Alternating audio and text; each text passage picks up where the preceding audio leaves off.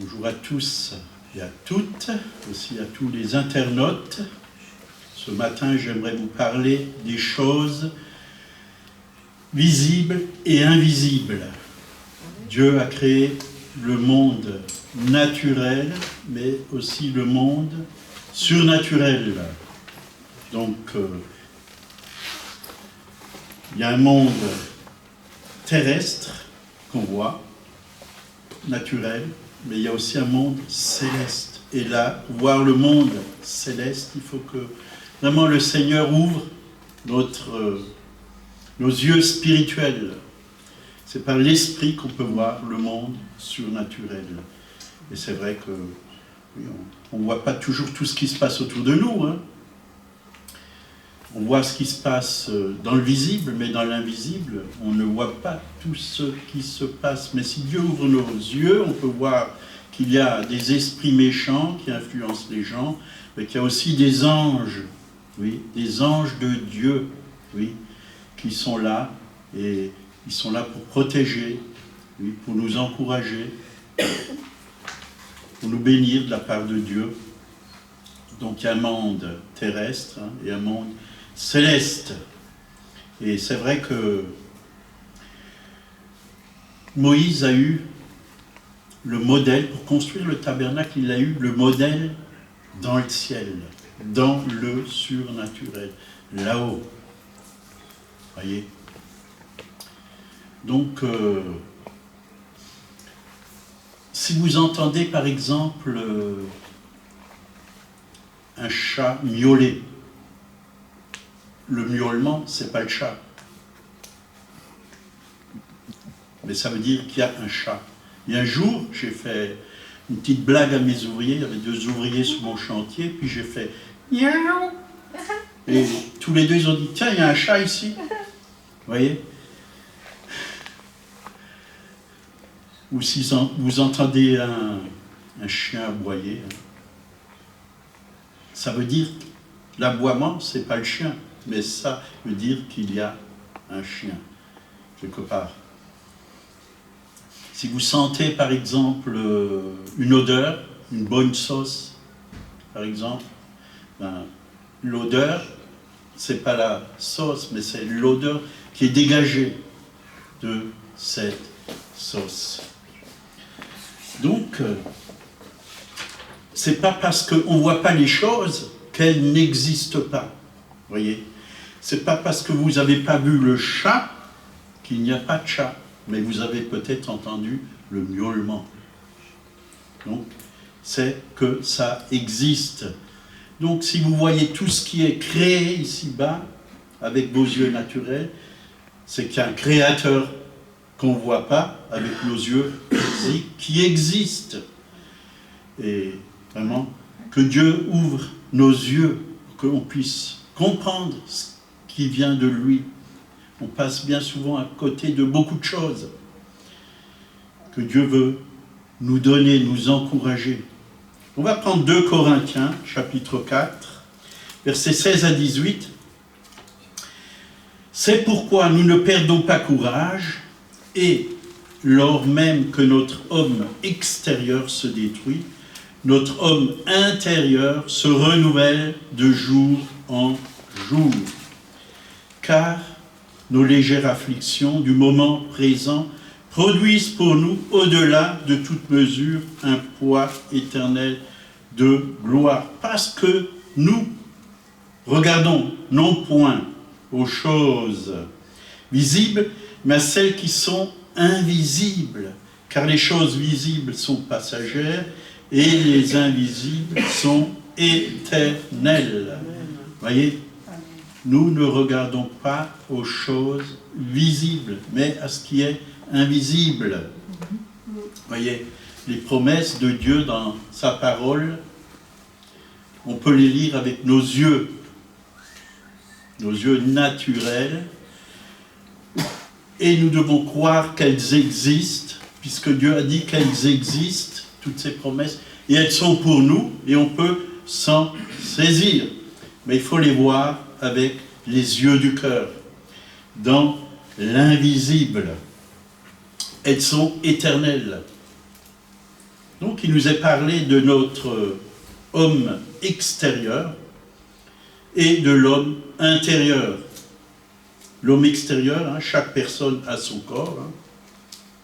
Ce corps est périssable, matériel, on peut le voir. Hein. Il a été engendré de la chair. Ça, c'est l'homme naturel. Notre être extérieur se détruit. Et c'est vrai, quand on regarde avec l'âge, quand on se regarde dans la glace, on commence à réaliser qu'on n'est plus comme à 20 ans, quand on a 60, 70 ans, que les cheveux sont plus de la même couleur, ou peut-être qu'il n'y en a plus. L'homme extérieur se détruit. Mais il faut savoir regarder l'homme intérieur qu'il y a en nous. L'être nouveau, la nouvelle création qui est en Christ. Lui, il se renouvelle de jour en jour. Il rajeunit comme l'aigle. Et c'est important que nous regardons à cela. Parce que sinon, on va baisser les bras, on va être désespéré. Parce que on n'est pas appelé à vivre éternellement sur la terre. On a un corps corruptible qui se détruit. Mais à l'intérieur de nous, la vie que Dieu a mis en nous, c'est une vie incorruptible, éternelle. Elle ne se détruit pas. Et là, il y a de la force. Là, il y a de la vie. Là, il y a de la joie. Il y a du bonheur. Il y a la grâce. Il y a tout ce dont nous avons besoin. Autant que l'homme extérieur existe, et il a des yeux, il a une bouche, des oreilles, hein, des cheveux, s'il en a encore, des mains, des pieds, ben, l'homme intérieur, il a aussi toutes choses. Et celui-là, il est parfait. Il ne se détruira jamais. Il peut voir dans l'invisible, il peut entendre la voix de Dieu par le Saint-Esprit, il peut marcher, oui, spirituellement, il peut aller de l'avant, il peut se déplacer, et il peut sentir même les odeurs célestes, comme ici-bas on peut sentir des odeurs terrestres, hein, comme la choucroute, par exemple, le minster, ça sent bon. Les bonnes fleurs, les belles fleurs, oui, l'Alsace, c'est surtout, les, comment on appelle ça, ces fleurs, qu'il y a sur les balcons, les géraniums. Mais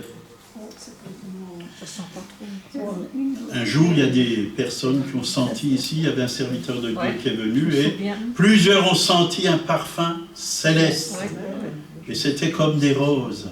Et Dieu peut donner des parfums. Moi, ça m'est arrivé que pendant plus de 15 jours, jour et nuit, je sentais un parfum céleste. Jour et nuit. Partout où j'allais, c'était en moi, c'était à l'intérieur de moi. Je sentais une bonne odeur. C'était l'odeur de Jésus-Christ. Et voilà, avec nos mains aussi, on peut toucher, mais on peut aussi toucher avec les mains spirituelles. On peut toucher par la prière des personnes. On peut les bénir avec nos mains humaines, on peut bénir, on peut toucher, oui, on peut caresser, hein. On peut réaliser que les mains sont douces. On peut sentir. Par exemple, vous prenez un bol de thé chaud, là, vous sentez que c'est chaud. Si c'est froid, vous le sentez aussi. On peut sentir. Ben, avec notre être intérieur, il y a aussi toutes sortes de qualités. Il y a des qualités. L'homme intérieur, c'est un homme qu'on ne voit pas. Hein. Il a des yeux physiques. Hein. Cela ne veut pas dire qu'il n'existe pas. Il est tout aussi réel que notre homme extérieur. Seulement lui, il est éternel. L'homme intérieur est éternel. Alors, comme il est dit, hein, comme on vient de le lire, L'homme intérieur se renouvelle de jour en jour. De jour en jour. Il peut voir, hein. Il peut fixer ses regards sur Jésus. Vous voyez? Il peut fixer ses regards sur Jésus. Vous voyez? C'est par l'esprit qu'on peut regarder à Jésus, avec les yeux spirituels. Avec les oreilles, il peut entendre, les oreilles spirituelles, là je parle, c'est l'homme intérieur, il peut entendre la voix de Dieu, les sons du ciel. Mais aussi, Dieu peut vous ouvrir les yeux pour que vous puissiez voir les anges qui sont dans le ciel et qui viennent bien souvent sur la terre, parce qu'il y en a aussi sur la terre, et il y en a beaucoup plus qu'on s'imagine. J'en ai vu un, c'était quand? Mercredi, ici dans cette salle. Énorme. Il couvrait toutes les personnes qui étaient dans cette salle. Les ailes étaient déployées, il était immense, il couvrait chaque personne, il protégeait chaque personne. Je l'ai vu clair et net avec mes yeux spirituels. Et dans la Bible, il y a des passages où ça montre que des serviteurs de Dieu, Dieu leur a ouvert les yeux, ils ont vu le 3e ciel comme l'apôtre Paul, et d'autres, ils ont vu des chars de feu, ainsi de suite. Il y a un monde spirituel, éternel, qui existe. Donc, nous devons apprendre, c'est une école, à voir dans l'invisible. Parce qu'on n'est pas habitué à voir dans l'invisible. C'est quand on commence à marcher par l'esprit, petit à petit que nos yeux spirituels s'ouvrent et on commence à être sensible de plus en plus au monde spirituel. C'est tout un entraînement, demander au Seigneur qu'il nous ouvre les yeux, qu'on puisse voir ce qui se passe autour de nous. Alors on va prendre Éphésiens, chapitre 1, verset 3. « Béni soit Dieu, le Père de notre Seigneur Jésus-Christ, qui nous a bénis. » Vous voyez, c'est déjà fait. Qui nous a bénis de toutes sortes de bénédictions spirituelles dans les lieux célestes en Christ. Nous ne les voyons pas. Il nous a bénis. Avec nos yeux physiques, on ne voit pas ces bénédictions spirituelles. Et on pourrait se dire, mais ils sont où ces bénédictions spirituelles? Je ne les vois pas. Je ne les vois pas. Nous sommes déjà bénis. Oui, Dieu nous a bénis de toutes sortes de bénédictions spirituelles dans les lieux célestes en Christ. Il les a placées en nous. En nous. La même puissance qui a ressuscité Jésus d'entre les morts est en nous. L'esprit de résurrection est en nous. Oui. Il nous a fait asseoir avec Christ dans les lieux célestes. Il nous a d'abord ressuscités ensemble et nous a fait asseoir avec lui en Jésus-Christ dans les lieux célestes. Et cette puissance, il nous l'a donnée. C'est pourquoi Jésus a pu dire ressusciter les morts. Parce qu'elle est là, cette puissance. Elle est là. Hein. Ton Dieu ordonne que tu sois puissant. Il ne pourrait pas nous ordonner d'être puissants. Il n'avait pas sa puissance en nous. Elle est à l'intérieur de nous, mais nous devons l'utiliser face à l'ennemi, bien sûr, et face à la maladie, prier pour les malades, l'ennemi, chasser les démons au nom de Jésus. Nous devons utiliser la puissance. Et Dieu nous a déjà comblés. Nous sommes déjà comblés. Et bien souvent, on demande beaucoup de choses à Dieu qu'on a déjà à l'intérieur de nous, comme la joie, la paix, l'amour. On a déjà été réconciliés, le pardon des péchés. Nous avons été réconciliés avec lui par le sang de l'agneau. Il y a 2000 ans, à la croix de Golgotha, nous avons été réconciliés. Il a déjà pris tous nos péchés, passés, présents et à venir. Il les a pris. Il nous a même pardonné à l'avance. Ça, c'est l'amour de Dieu. Ça, c'est l'amour de Dieu. Est-ce que vous pouvez pardonner à l'avance les fautes des autres? Oui, en ayant les yeux de la grâce. Parce que Dieu nous a fait grâce. Il a déjà fait grâce pour tous les péchés du monde. Mais beaucoup de personnes n'ont pas accepté cette grâce. Beaucoup de personnes n'ont pas accepté le pardon de Dieu. C'est-à-dire que le sang de Jésus les lave, les purifie. Déjà, il a payé pour le salut du monde, puisqu'il est l'agneau de Dieu. Oui, il désire que tous les hommes soient sauvés, mais tout le monde n'a pas accepté le salut. Donc, il ne s'agit pas de demander à Dieu de pourvoir. Il a déjà tout donné en son Fils, Jésus-Christ. La Bible dit, clair et net, nous avons tout pleinement en lui. En lui. Nous avons tout pleinement en lui. Quand Jésus est venu dans notre vie, ben il est venu dans toute sa plénitude, avec toutes les bénédictions du ciel. Il nous a fait naître d'en haut. Nous sommes rentrés dans le royaume de Dieu où il y a toutes les richesses qu'il a préparées pour nous, toutes les bénédictions qu'il a préparées pour nous. Seulement, nous n'avons pas besoin de les demander, ces bénédictions. Nous avons simplement besoin de les prendre par la foi. Les prendre, tout simplement. Dire Seigneur, merci. Et la foi, en ce moment, je réfléchis beaucoup sur la foi. Et le Seigneur me disait, la louange, c'est l'expression de la foi. Merci Seigneur pour la santé. Je te loue, je te bénis pour la santé que tu as mis dans mon âme, que tu as mis dans mon corps. Parce que je crois qu'il a tout accompli pour moi. Alors je le remercie. Parfois on demande, Seigneur, on prie, Seigneur, sauve mon voisin, sauve ma voisine, sauve ce village. Et pendant des années, les prières, sauve cette ville, délivre cette ville.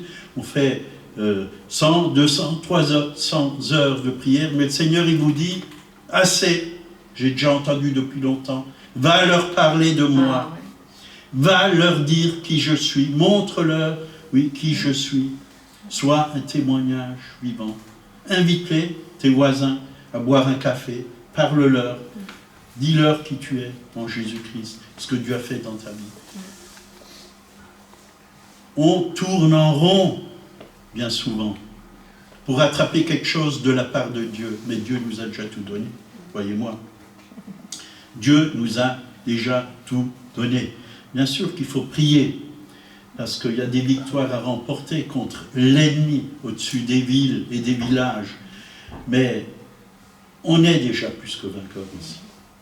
On peut marcher sur les serpents et les scorpions et sur toute la puissance de l'ennemi. Et la Bible dit que rien ne peut nous nuire. On peut apporter la bonne nouvelle autour de nous. L'obéissance, ça c'est toute une autre chose.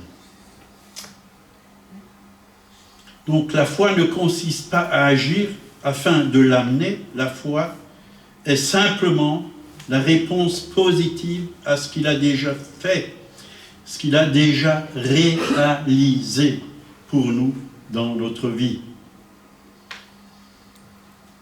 Et tout simplement lui dire, Seigneur, je te loue, je te remercie, parce que tu m'as déjà donné, même si avec mes yeux physiques, je ne le vois pas.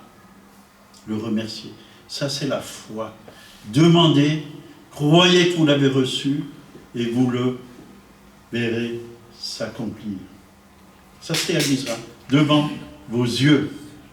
Devant vos yeux. Et je me rappelle très bien, quand j'avais demandé une épouse au Seigneur, au bout d'un moment, je lui ai dit, c'était peut-être un mois après, j'étais travaillé dans un manoir, je me suis mis à genoux, j'ai dit au Seigneur, montre-moi là maintenant. Et je t'ai demandé, je crois que je l'ai reçu, montre-moi là. Puis, Dieu me l'a montré, clair et net. C'est venu en vision. J'ai eu une paix. Il m'a dit, c'est elle. Alors, je ne vais pas redemander, j'ai dit, je t'ai déjà demandé. Mais je veux te remercier parce que tu me l'as donné. Et j'étais convaincu. Même si elle n'était pas convaincue encore, j'étais convaincu. Alors, même si vous ne vous sentez pas en paix, remerciez Dieu pour la paix. Même si vous ne sentez pas qu'il y a de la joie dans votre cœur, mais remerciez Dieu pour la joie. Parce que le Saint-Esprit est en vous, c'est un esprit de joie, c'est un esprit de paix, c'est un esprit d'amour. Ce n'est pas un esprit de timidité que Dieu nous a donné, mais un esprit de force, de joie et d'amour et de sagesse. Dieu nous a tout donné en son Fils Jésus. La santé, c'est pareil.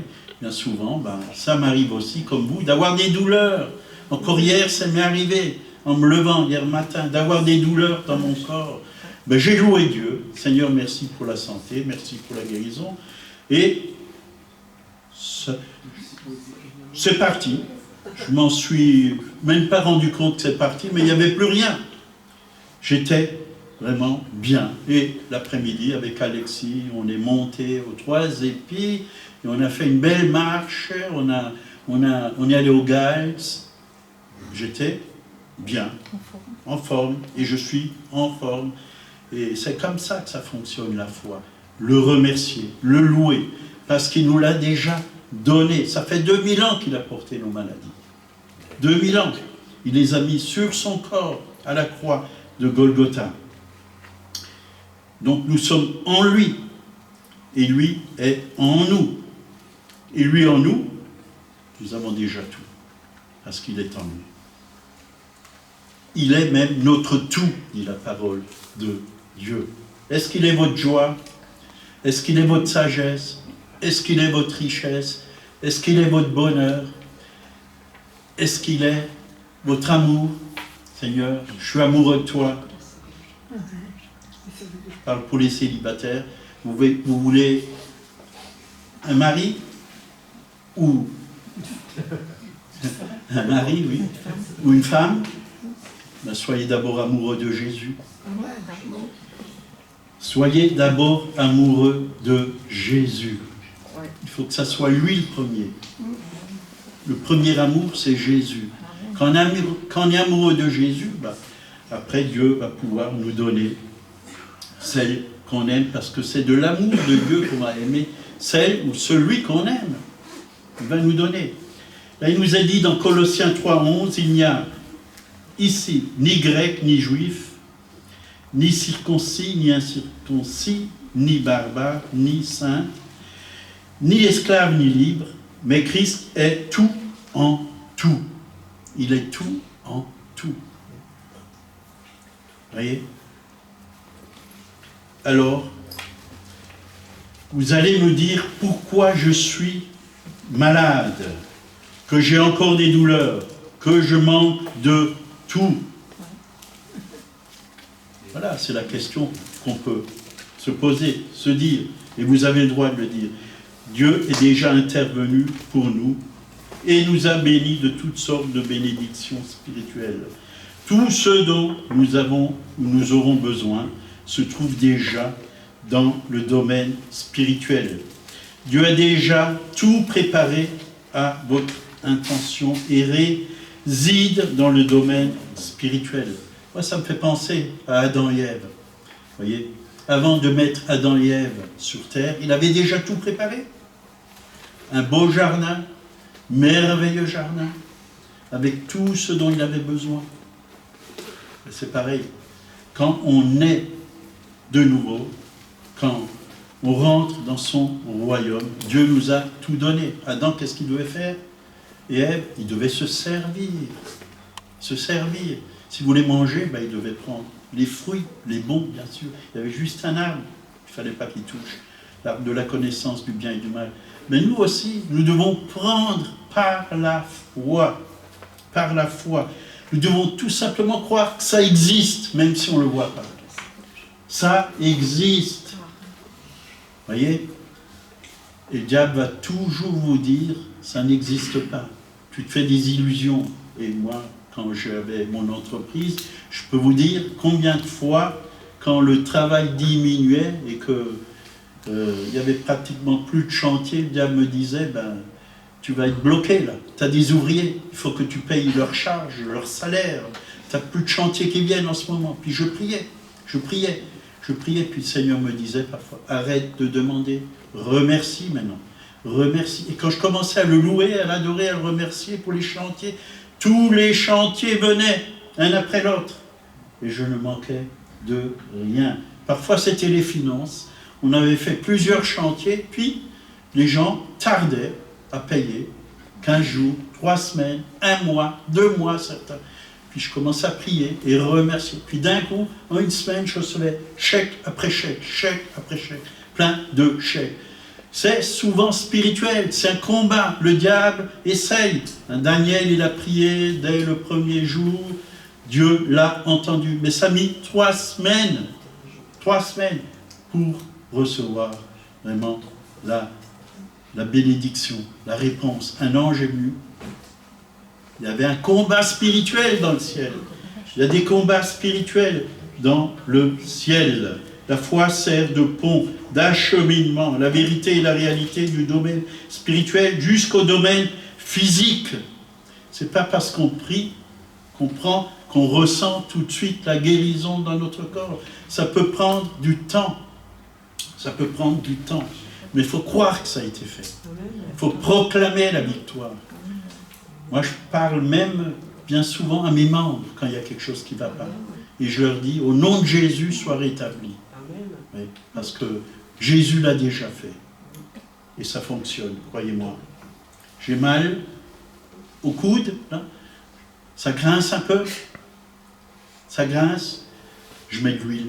Et ça grince plus. L'huile du Saint-Esprit.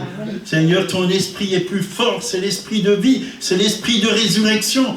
Maintenant, ça fonctionne parce que tu as déjà accompli la guérison. Amen. Donc, lorsque vous lisez la parole de Dieu, apprenez à la lire avec des images. Parce qu'elle nous donne des images spirituelles. Imprégnez-vous de ces images que la parole de Dieu nous donne. Jésus parlait en parabole, hein, pour que les gens puissent comprendre.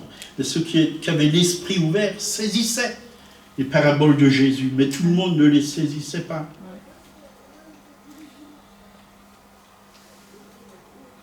Donc, apprenez à faire avec des images. Voyez avec votre homme intérieur, avec les yeux de votre esprit. Vous devez croire et agir en conséquence. Ce sont les bénédictions dont votre esprit s'empare, qui se manifestent dans votre vie. Si vous ne croyez pas déjà à l'intérieur de vous que c'est fait, vous ne verrez rien. Ça commence à l'intérieur de vous, dans votre esprit. Seigneur, merci. C'est fait. C'est fait.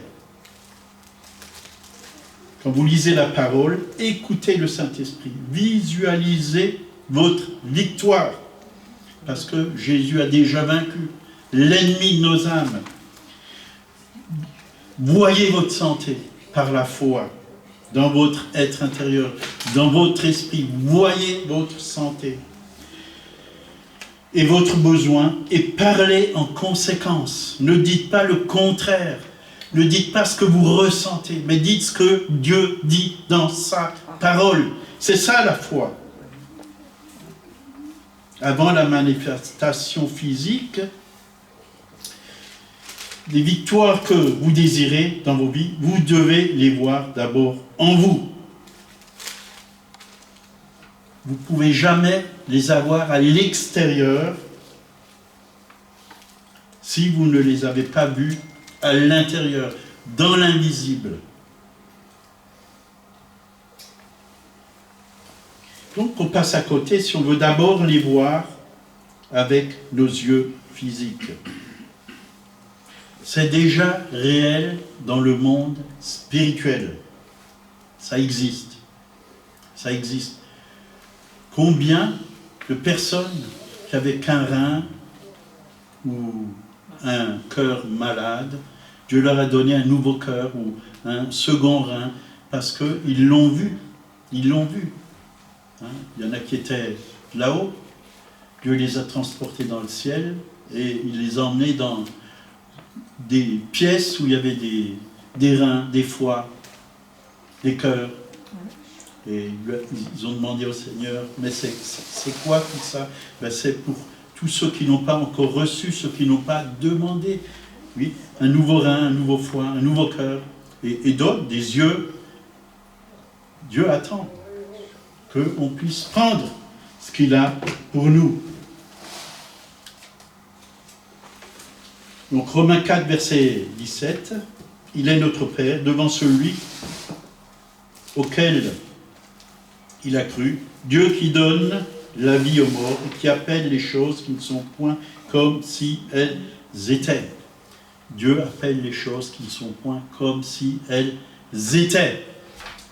Et ça me fait penser à Monique Barbarino, parce qu'elle avait du mal à recevoir un enfant. Et elle a commencé à appeler les choses qui ne sont point comme si elles étaient. Elle a proclamé par sa parole, j'appelle l'enfant que je désire. Et Dieu l'a donné. À partir du moment où elle a fait ça, elle l'a reçu. Appelez les choses. Appelez les choses.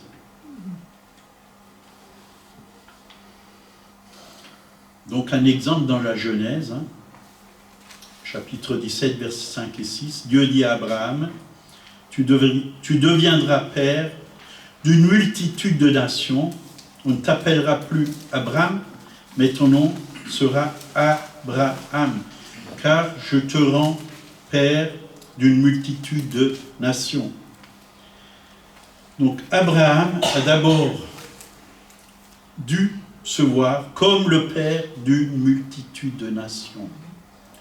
D'après ce que Dieu lui a dit, il devait se voir comme Dieu lui a dit. Il était. Au moment où Dieu lui a parlé, il avait 99 ans et Sarah, sa femme, était également âgée et stérile. Et dans Romains, chapitre 4, verset 20, là il nous est dit, il ne douta point par incrédulité au sujet de la promesse de Dieu, mais fut fortifié par la foi, donnant gloire à Dieu. Et qu'est-ce qui s'est passé? Il l'a eu, malgré qu'ils étaient usés, âgés, humainement. Les personnes âgées comme ça ne peuvent plus avoir d'enfants. Mais Dieu les a rajeunis. Dieu les a rajeunis. Rien n'est impossible à Dieu. Genèse 15, verset 5. Et après l'avoir conduit dehors, il lui dit, regarde vers le ciel et compte les étoiles, si tu peux les compter. Compte les étoiles si tu peux les compter. Et lui dit, telle sera ta postérité. Abraham eut confiance en Dieu, qui le lui imputa à justice. Donc Abraham a vu l'image de ses innombrables descendants, aussi nombreux que les étoiles. Il les a vus à l'intérieur de lui, dans son esprit. Il ne pouvait pas les compter tellement qu'il y en avait des étoiles dans le ciel. Mais quand vous regardez, oui, ces étoiles, j'ai réfléchi, et ça fait des années que j'ai eu ces pensées déjà, depuis longtemps, que chaque étoile, ça représente quelqu'un qui est né d'en haut, du ciel. Voilà, une descendance spirituelle que Dieu donnait à Abraham. Une descendance spirituelle. D'ailleurs, il est le père de la foi. Et il est le père de toutes les nations. Il est notre exemple. Il a vu à l'avance aussi déjà ce qu'il allait se passer quand Jésus-Christ allait venir mourir sur la croix. Quand Dieu lui a demandé, quand il a eu son fils, Dieu lui a dit de monter au mont de Jériba, c'est ça? Morija, excusez-moi. Et il a offert cet enfant, mais Dieu a donné un agneau à la place, un bélier. Mais c'est l'image de Jésus. Abraham avait le cœur de Dieu. Il avait le cœur du Père. Il était comme le Père qui a donné son Fils Jésus. Il avait le même esprit. Il représentait le Père. il avait donné le meilleur. Son fils, Isaac, c'était ce qu'il avait de meilleur. Ça faisait des années qu'il attendait ce fils. Alors, quand Dieu lui a donné, il lui a dit de le rendre, d'en faire un sacrifice. Il a obéi jusqu'au bout. Mais le Père éternel, qui a donné son fils Jésus, il a aussi donné le meilleur. C'est vraiment l'image. Isaac est l'image de Jésus et Abraham est l'image du Père. Alléluia. Alléluia. Il n'a pas refusé son fils. Et Genèse 22, 15 à 17, l'ange de l'Éternel appela une seconde fois Abraham des cieux et dit, « Je te le jure par moi-même, parole de l'Éternel, parce que tu as fait cela et que tu n'as pas refusé ton fils unique, je te bénirai et je te multiplierai ta postérité, comme les étoiles du ciel et comme le sable qui est sur le bord de la mer. Et ta postérité possédera les portes de tes ennemis. Toutes les nations de la terre seront bénies en ta postérité, parce que tu as obéi à ma voix. » Aujourd'hui, on est béni, parce qu'Abraham, vraiment, n'a pas refusé son fils, Isaac. Il a obéi à Dieu. Il est devenu notre Père. Nous sommes de la postérité d'Abraham. Et Dieu lui a tout donné.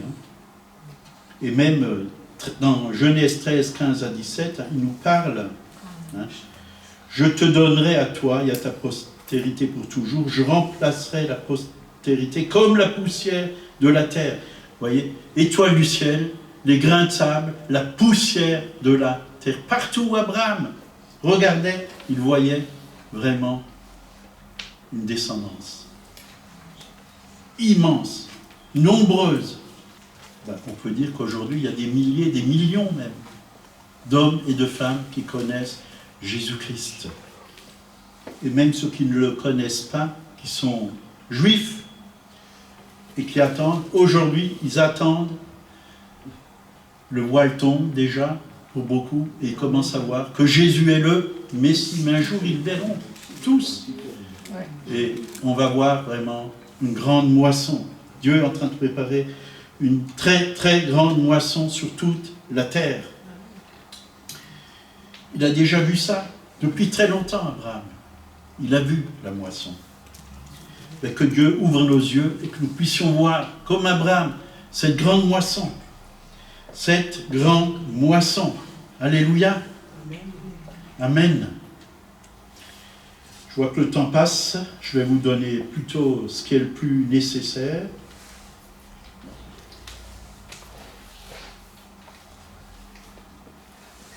Donc, Galates 3, verset 16. Or, les promesses ont été faites à Abraham et à sa postérité. C'est-à-dire à nous.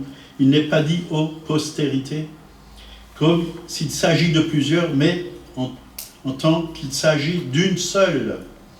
Et à ta postérité. C'est-à-dire à Christ. Christ. Posséder les portes de ses ennemis. Dieu lui a dit à Abraham qu'il possédera les portes de ses ennemis. Qu'est-ce qu'une porte? Sur le plan spirituel, un moyen d'accès. Jésus est la porte. Par Jésus, on rentre dans le royaume. C'est un moyen d'accès. Si vous voulez aller chez quelqu'un, dans la maison de quelqu'un, vous passez par les portes. Oui, et ça me fait aussi penser à Josué qui a eu cette promesse, tout lieu que foulera la plante de ton pied, ou de vos pieds, je vous le donne. Dieu nous ouvre des portes. Jésus est la porte, porte d'accès, un trésor, le royaume. Jésus nous donne la victoire sur nos ennemis. Et Matthieu en reparle, Matthieu 16, verset 18, Jésus nous dit que les portes du séjour des morts ne prévaudront point contre l'Église. Donc Dieu nous a donné l'autorité sur tous nos ennemis. Nous devons l'exercer, sinon rien ne se passera. Rien ne se passera. Nous devons exercer l'autorité. Donc, dans nos villes, dans nos villages, et ça commence d'abord dans nos maisons. Je l'ai dit mercredi soir, Jérusalem, c'est chez vous, à la maison même. C'est là, il faut vivre la parole de Dieu. Il faut vivre l'évangile, apporter la bonne nouvelle. C'est là où il faut être unis, nous aimer. On a chanté beaucoup de chants sur l'amour ce matin. Nous aimer les uns les autres. On a même eu une très longue parole de Serge sur l'amour. Donc, le psaume 107, verset 16, « Car il a brisé les portes d'airain, il a rompu les verrous de fer. » Donc, certaines portes, l'ennemi a mis des verrous de fer, des portes blindées d'airain, pour empêcher les prisonniers de sortir. Satan veut garder les gens prisonniers, mais nous avons la victoire. Au nom de Jésus, nous pouvons briser les chaînes que l'ennemi a mis sur ces gens. Et nous pouvons ouvrir les portes, oui, pour que vraiment le salut rentre dans les vies.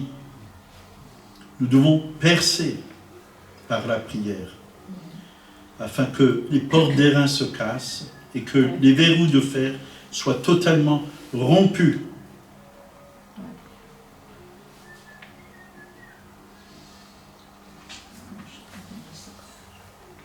Donc, Galates 3, versets 28 et 29, « Il n'y a plus ni juif ni grec, il n'y a plus esclave ni libre, il n'y a plus ni homme ni femme, car vous êtes un en Jésus-Christ. Vous êtes à Christ, vous êtes donc de la postérité d'Abraham, héritier selon la promesse. Nous sommes héritiers en Christ. Toutes les promesses faites à Abraham sont pour nous. » Et si vous prenez, par exemple, Deutéronome 28, verset 2, « Voici toutes les bénédictions qui viendront sur toi et qui t'atteindront parce que tu écoutes le Seigneur. » Je ne vais pas vous lire toutes ces bénédictions, mais il y en a énormément. C'est pour vous. C'est pour vous. Et Abraham était vraiment béni. Au début, c'était un homme qui était loin de Dieu, qui adorait d'autres dieux.